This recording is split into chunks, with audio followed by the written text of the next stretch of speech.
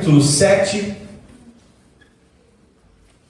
versos de 11 a 18. Quero mais uma vez agradecer a Deise, a Marcela, a Márcio, a Isadora, a Yasmin e a outra Isadora pela oportunidade que vocês estão nos dando de congregar com a gente. Ficamos muito felizes mesmo. Obrigado, viu? Lucas capítulo 7, versos de 11 a 18, diz o seguinte: logo depois, Jesus foi com seus discípulos à cidade de Naim, e uma grande multidão o seguiu. Quando ele se aproximou da porta da cidade, estava saindo o enterro do único filho de uma viúva, e uma grande multidão da cidade a acompanhava. Quando o Senhor a viu, sentiu profunda compaixão por ela. Não chore, disse ele. Então foi até o caixão, tocou nele, e os carregadores pararam, e disse: jovem, eu lhe digo, levante-se. O jovem que estava morto se levantou e começou a conversar, e Jesus o devolveu à sua mãe. Grande temor tomou conta da multidão, que louvava a Deus, dizendo: um profeta poderoso se levantou entre nós, e hoje Deus visitou o seu povo. Essa notícia sobre Jesus se espalhou por toda a Judéia e seus arredores. Vamos orar, queridos. Pai amado, eu quero te agradecer por esse domingo, pela oportunidade que o Senhor nos dá de estarmos aqui reunidos para cultuar e louvar ao teu nome. Pai amado, em nome de Jesus Cristo, eu quero pedir, Senhor, que a tua presença possa nos envolver neste culto, Pai amado. Leva a nossa mente cativa ao Senhor, para que absolutamente nada tire de nós a atenção que nós devemos dar à tua palavra, Senhor.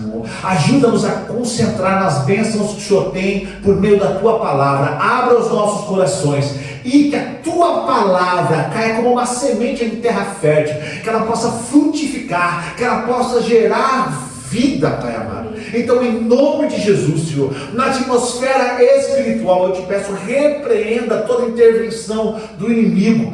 Ajuda-nos a absorver a tua palavra e a degustar da vida que vem por meio dela. A ti nós oramos e agradecemos em nome de Jesus. Amém e amém. Queridos, o tema dessa ministração é lições no cortejo de Naim. Eu coloquei um subtítulo também, que é quando a morte encontra o Senhor da vida. Queridos, a Bíblia ela é repleta de narrativas que relatam o encontro de Jesus com diversas pessoas nas mais diversas circunstâncias.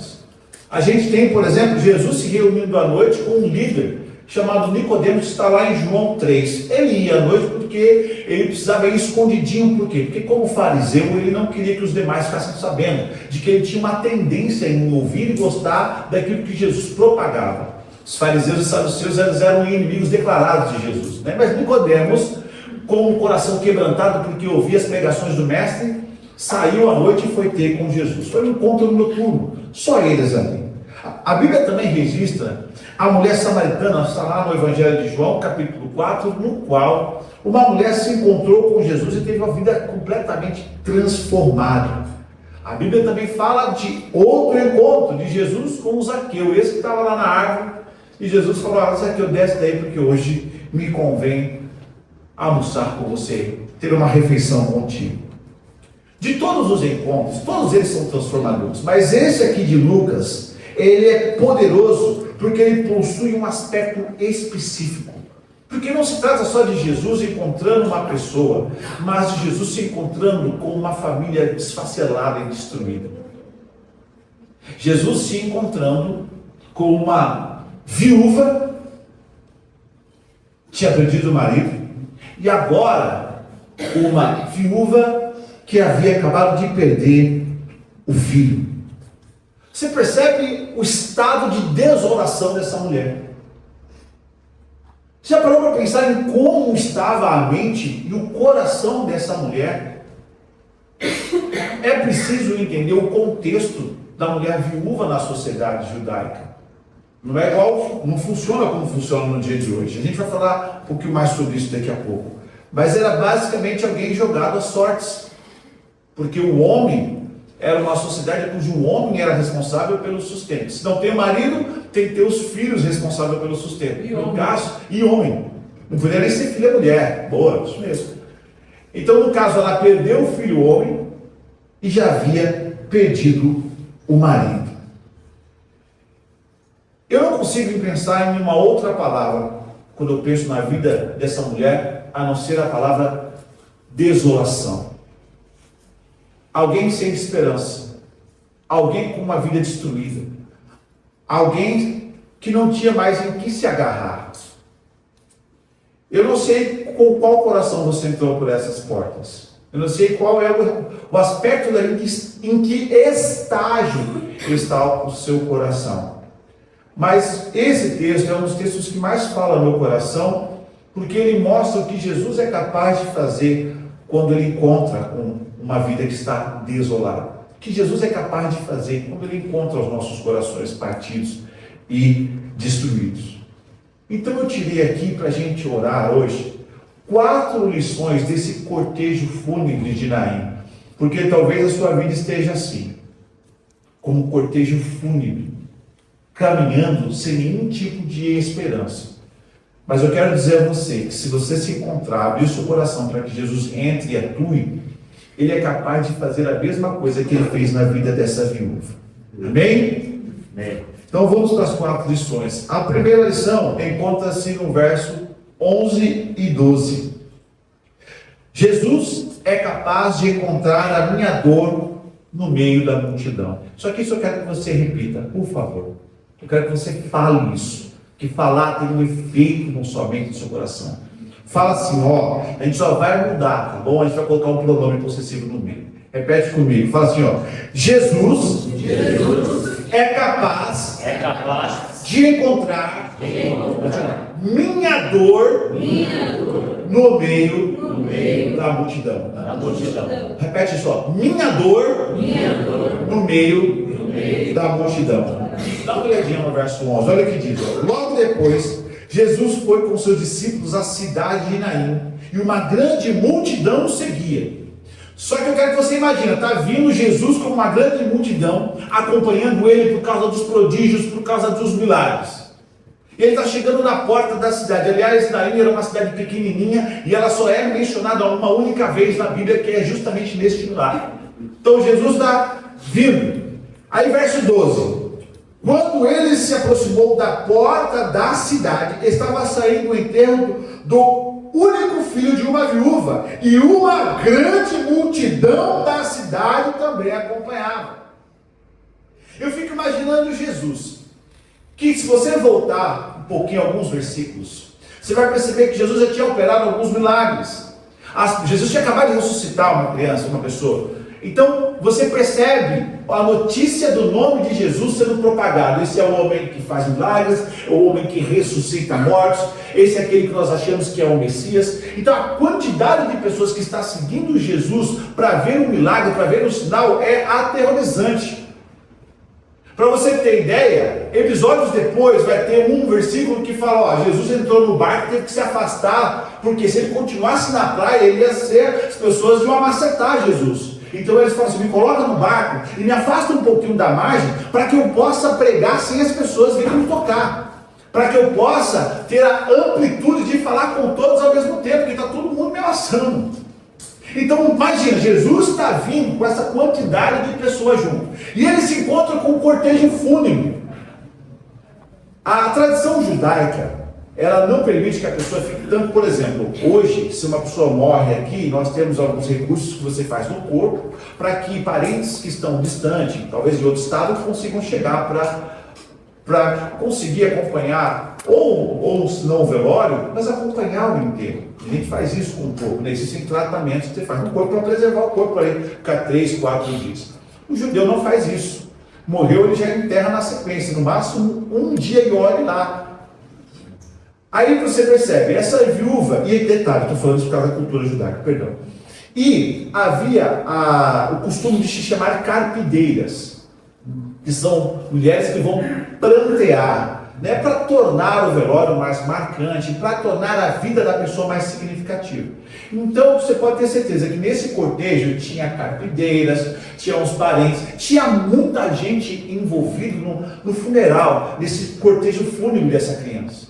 Então está vindo uma multidão do lado de cá, uma multidão do lado de lá, e detalhe, tradicionalmente, a mãe, ela não ia na frente, ela ia atrás do caixão. Na verdade, a gente chamava de esquife antigamente, era uma base de madeira com o corpo enrolado em cima. E eles levavam a pessoa na frente. Então a mãe está atrás, não tinha como ver a mãe. Mas olha que interessante, mesmo em meio a essas multidões, uma multidão vindo, a outra multidão vindo, Jesus enxerga a mãe. Jesus enxerga a dor dela. Jesus enxerga as lágrimas dela. Jesus consegue, no meio da multidão, se identificar aquela que estava sofrendo com o maior nível de dor. Porque ninguém sofre mais a perca de um filho do que uma mãe. O pai sofre, é claro, o pai se acaba. Não estou falando isso, mas há uma conexão sobrenatural entre mãe e filho. Entre mãe e filho. E Jesus conseguiu perceber que havia um coração mais dolorido do que os outros no meio da multidão. E isso me alegra o coração, sabe por quê? Porque isso faz com que eu entenda que, mesmo no meio de uma quantidade absurda de pessoas, Jesus pode sentir, pode olhar e pode ver as minhas lágrimas. Eu quero que você saiba disso, querido. Que mesmo no meio da multidão de pessoas, na vida que você tem, que às vezes a nossa vida, sabe por quê? A gente levanta e vai viver da toca de caixa. Você levanta com hora para pegar o ônibus, você levanta agora para tomar café. Hora para pegar o ônibus. Tem ônibus que você não precisa nem segurar, porque ele está tão lotado ali às 7 horas da manhã, das 6 até as 7h30 ali. Os ônibus estão tão lotados que você não precisa nem segurar, porque as pessoas vão te levando. Eu brinco com a Carol, olha, eu vejo o metrô passando, meu Deus, glória a Deus. Primeiro porque Deus tem guardado a minha esposa. Segundo porque eu não vou entrar no metrô. Porque está assim, ó. Na Praça da Sé tem gente que desce na Praça da Sé sem querer descer, porque ele vai sendo levado. É tanta gente. E eu fico pensando nessa multidão, não sei se você que nem eu, fico imaginando algumas coisas com relação à palavra, com relação às pessoas. E às vezes eu estou no metrô, ou no ônibus, ou dependendo do lugar que eu estou, aliás, na escola eu faço muito isso, porque existe uma quantidade abissal de alunos na escola, 400, 500, 600 por período. É aquela molecada correndo para cima e para baixo, e de repente eu olho e vejo um mais triste, eu falo, deixa eu lá conversar. Porque às vezes algo aconteceu.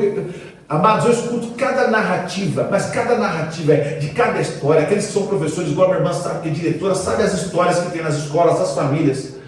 Mas às vezes eu fico olhando, eu vejo um mais tristinho, eu vou lá conversar com ele, e aí eu escuto uma coisa que parte do meu coração. E aí o que eu faço? Eu chamo de lado, eu vou e faço uma oração. Mas você sabe que o Espírito Santo sempre ministra que Deus faz exatamente a mesma coisa conosco. Jesus faz exatamente a mesma coisa conosco. A diferença é que, diferentemente de mim, quando eu chamo uma criança porque ela está triste, eu vou só orar por ela, mas eu não consigo fazer absolutamente mais nada pela vida dela. Eu não consigo fazer absolutamente mais nada pela família dela. Mas Jesus, ele tem o mesmo olhar clínico que eu tenho. Ele te observa no meio da multidão. A diferença é que ele pode trazer alívio à sua dor. Aleluia. Glória a Deus. Então eu quero que você entenda que ele te enxerga. Mesmo no meio da sua vida corrida, mesmo no meio da sua rotina, que é aquela loucura. Tem dia que a gente chega e vai deitar, eu não sei quanto a vocês, mas às vezes eu vou deitar e eu começo a pensar na quantidade de coisas que eu fiz. Eu falei, Jesus, eu não sei como eu dei conta. Ou às vezes eu chego e deito à noite e falo, eu não dei conta, porque faltou isso. Mas o mais lindo de tudo isso é que apesar dessa rotina, apesar dessa nossa vida que às vezes é toca de caixa, Jesus tem um olhar clínico exclusivo para você. Ele enxerga o seu coração onde ninguém mais enxerga. Ele enxerga a sua dor de uma maneira que ninguém mais enxerga. Ele sente, nós vamos falar sobre isso, a sua dor de uma maneira que ninguém mais sente. Então eu quero que você saiba que no meio da multidão, no meio dessa sua vida corrida, o olhar de Jesus está fito no seu coração. O olhar de Jesus está fito no seu coração. Ele é capaz, sim, de encontrar a sua dor no meio da multidão. Segunda lição, olha só, Jesus é fonte de empatia no meio da desolação. Jesus, ele é fonte, jorra empatia no meio da desolação. Olha, por favor, tem que estar aí. Olha o verso 13. Olha o que está escrito aí. Ó. Quando o Senhor a viu, sentiu profunda compaixão por ela. E ele disse: não chore. Como eu falei para os irmãos, não há palavra para expressar a dor de uma mãe que perde um filho. É difícil, não dá para descrever. Eu consegui uma palavra que se aproxime, que é a palavra desolação. E o que significa desolação? Destruição arrasadora, ruína, devastação, estado ou condição de um lugar devastado, transformado em deserto, desertificação, despovoamento, ou seja, resumindo, falta de vida. Eu vou repetir, Jesus é fonte de empatia no meio da desolação. A ordem natural da vida, queridos, é os filhos enterrarem os pais. Essa é a ordem natural da vida. Quando o oposto acontece, o ser humano ele fica desolado. Porque é algo que nós não fomos criados. Primeiro, você não foi criado para a morte. A morte é uma intrusa. Em segundo lugar, a ordem natural também ela não foi criada para ser violada. Porque quando você tem um filho, normal é que você vai embora primeiro e o filho te enterra. Então, quando essa ordem é invertida, quando um pai enterra um filho, quando uma mãe enterra um filho, o coração é destruído. O coração fica desolado. Então, dentro desse cortejo fúnebre, com o coração dilacerado, olha o que a Bíblia registra. Dá uma olhadinha agora, por favor, olha o verso 13. Quando o Senhor a viu, sentiu profunda compaixão por ela. Empatia é o que ele sentiu. Compaixão é se colocar no lugar da dor do outro. Empatia é se envolver com a visão ótica do outro. Empatia é a capacidade de se identificar com o outro nos mais profundos aspectos. E é tão lindo saber que nessa caminhada, nesse cortejo fúnebre, quando Jesus olha para ela, Jesus sente a dor dela. Jesus sente a desolação de uma mãe que acabou de perder o filho. Jesus sente a dor de uma mulher que está com a vida destruída.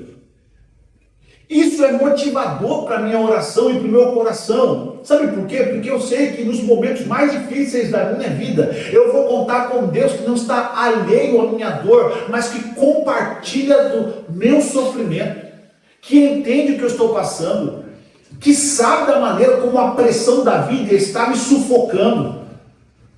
Jesus ele deixou claro que ele participa conosco em todas as esferas. Ele é um Deus que se envolve com as suas lágrimas, é um Deus que se envolve com a sua dor, é um Deus que entende o que você passa. Como a gente vai lendo a história do nosso Senhor Jesus Cristo, a maneira como ele vai se relacionando, não só com os discípulos, mas com qualquer um que precisa. É tão interessante perceber a maneira como ele se envolve. Eu nunca imagino Jesus dando as costas para ninguém. Eu não imagino Jesus fazendo com que os diálogos sejam superficiais. Muito pelo contrário, todo o diálogo de Jesus é profundo, como profundo é o amor dele por você e por mim. Então, quando ele se envolve pessoalmente com a sua dor. Quando ele se envolve inteiramente com a sua dor. Jesus ele é íntegro em tudo aquilo que ele faz. E ele não se, olha o que eu vou te falar agora, Jesus não se envolve parcialmente com a sua dor.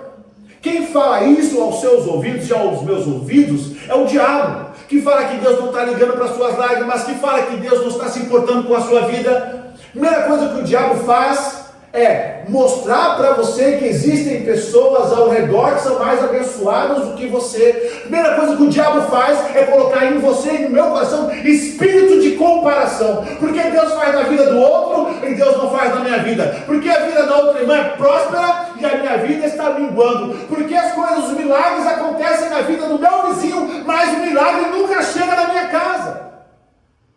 O diabo vai gerando esse espírito de insatisfação no relacionamento com Deus, quando a Bíblia prova o oposto, que Deus não se envolve parcialmente, mas integralmente com a minha vida. Aliás, Ele se envolveu tão integralmente com você, que a morte dele na cruz verteu sangue.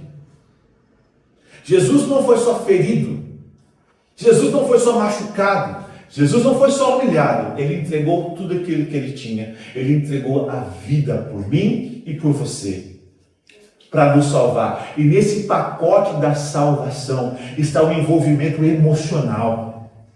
Vou falar uma coisa para você agora, deixa eu te falar. Se Jesus, que é fonte de empatia, Ele morreu na cruz por mim e por você. Como é que você foi criado? Qual é a sua composição? Jesus não te criou como uma planta. Olha o que eu estou te falando agora, como é sério isso. Jesus não te criou como uma planta.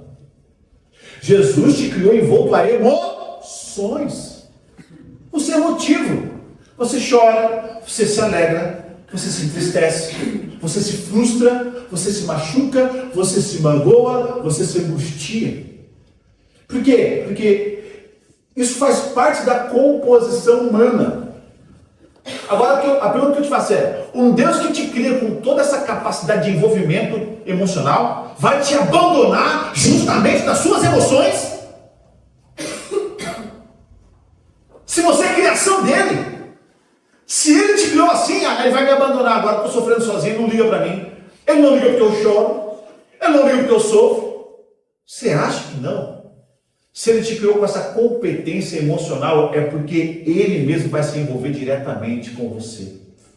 Então apresente as suas emoções, apresente as suas frustrações, apresente o seu coração machucado, apresente o seu coração angustiado. É engraçado, né? Às vezes a gente não quer abrir o nosso coração para mostrar as nossas fraquezas para o Deus que nos criou como nós somos. A gente não fala: Deus, o Senhor sabe, eu tenho medo mesmo. Eu tenho, Senhor, nessa área eu me acovardo mesmo. Senhor, nessa área eu sou falho mesmo, eu sou pecador nessa área. Engraçado, parece que nós colocamos uma cortina nos nossos sentimentos para Deus, como nós colocamos para os seres humanos. Os seres humanos a gente engana, Deus não. Então tudo aquilo que tem a ver com as suas emoções, Ele sabe. O que Ele quer é poder mostrar para você o quanto Ele se envolve e o quanto você não está sozinho nisso. De novo, nesse momento desolador da sua vida, eu quero que você saiba: há fonte de empatia, de envolvimento.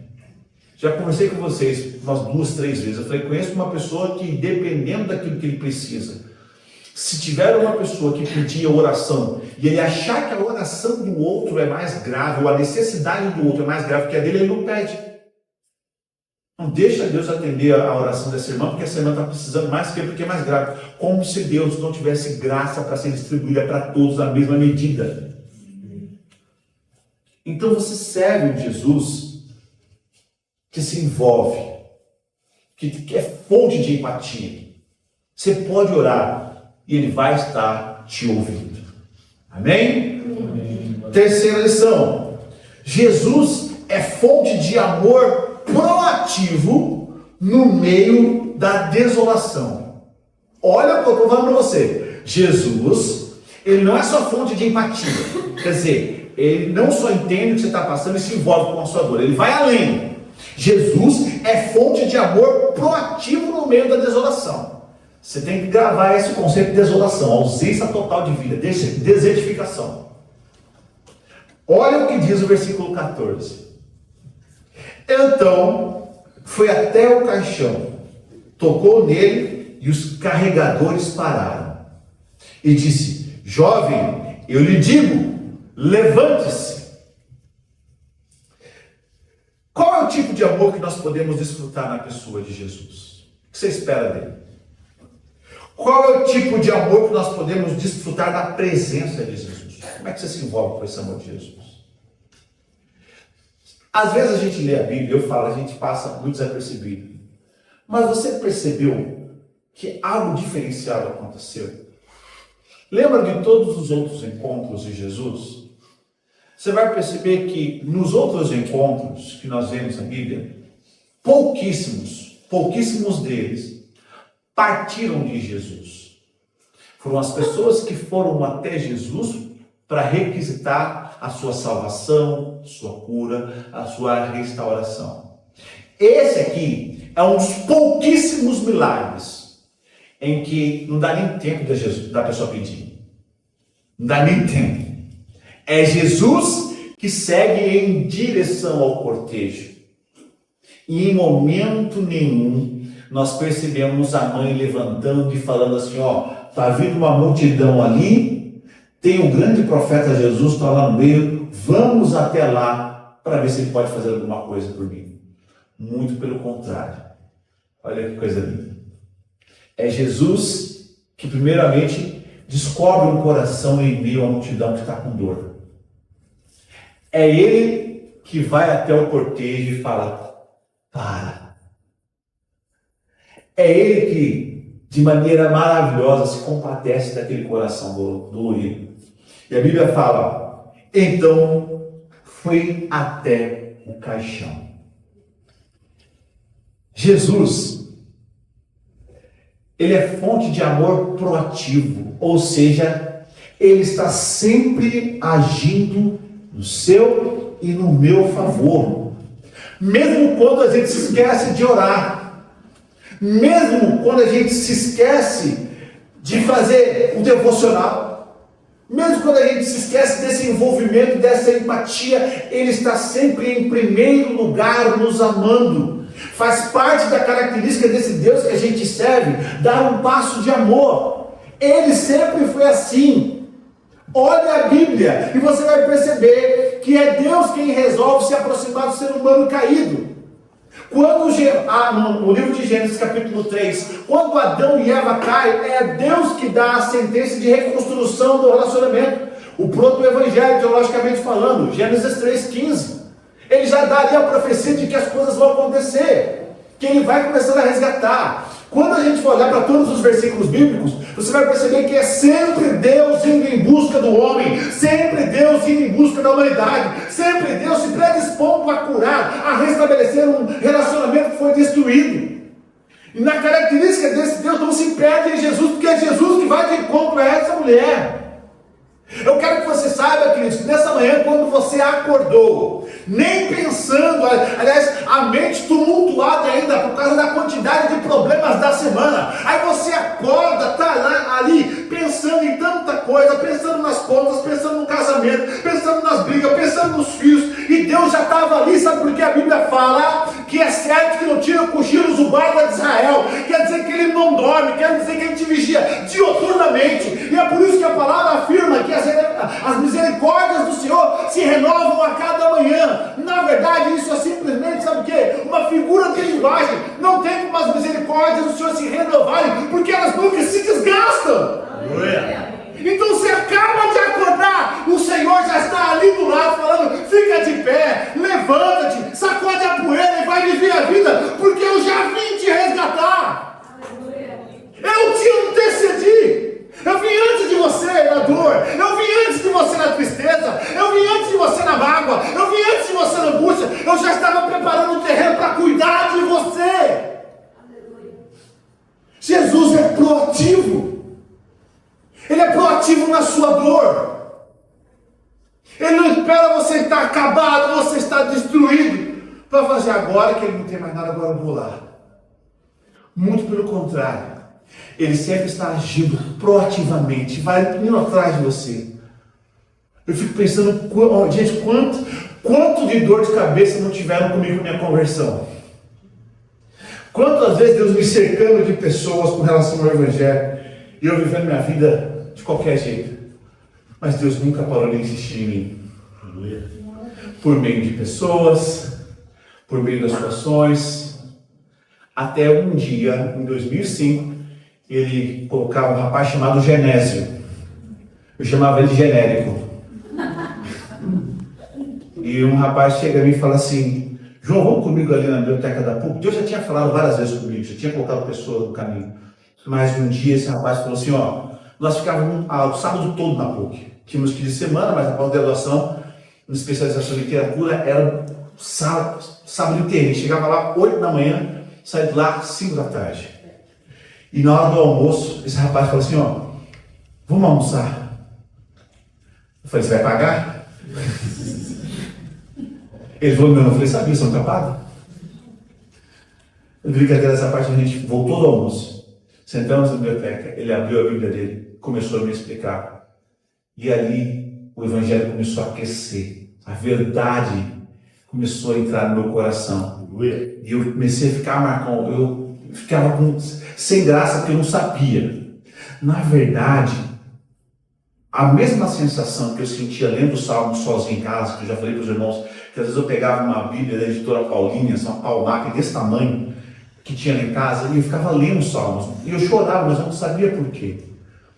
E a mesma sensação que eu tinha lendo os Salmos sozinho, porque eu sempre gostei de literatura, sempre gostei de ler. Então, tudo que tinha eu estava lendo. E eu abri o livro e li os Salmos antes de dormir, chorava, mas eu não sabia por que eu chorava. E nesse dia que eu estava com esse irmão Genésio, ele lendo a Bíblia, explicando para mim, o mesmo espírito de quebrantamento me tomava, começava a chorar, falei a mesma coisa.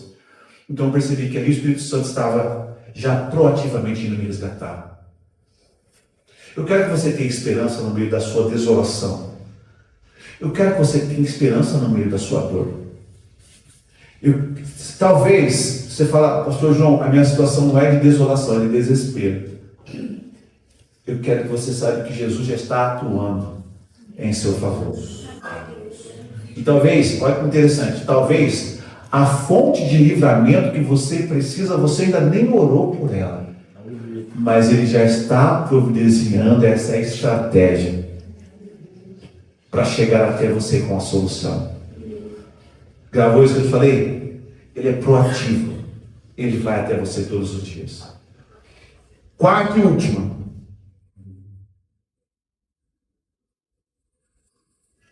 Jesus é Senhor da vida no meio da desolação. Olha o que está escrito no versos 14 e 15. Então foi até o caixão, tocou nele, os carregadores pararam. E disse: jovem, eu lhe digo, levante-se. O jovem que estava morto se levantou e começou a conversar. E Jesus o devolveu à mãe. Jesus demonstra sua autoridade sobre a vida e a morte ao ressuscitar esse menino. Agora note que eu poderia ter escrito: Jesus é Senhor da morte, mas eu escrevi: Jesus é Senhor da vida. Jesus estava devolvendo não uma, mas 2 vidas naquele dia, naquela tarde. Por que 2 vidas? A do filho e a da mãe. A do filho, porque eu tenho certeza, quando aquele moleque se colocou de pé, quando aquele menino se colocou de pé,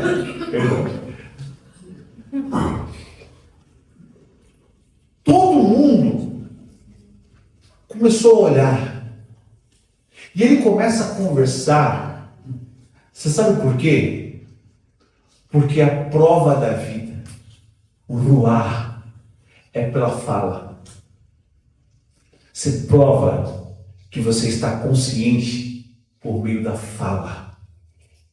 Ele põe-se de pé, sentadinho, né? E começa a verbalizar. Você imagina o que não foi gerado no coração daquelas pessoas. Imagina, Andressa. Primeiro que eu não sei se eu ficaria lá. Eu acho que eu teria saído correndo e ficado de longe olhando. Aos poucos você ia se aproximar.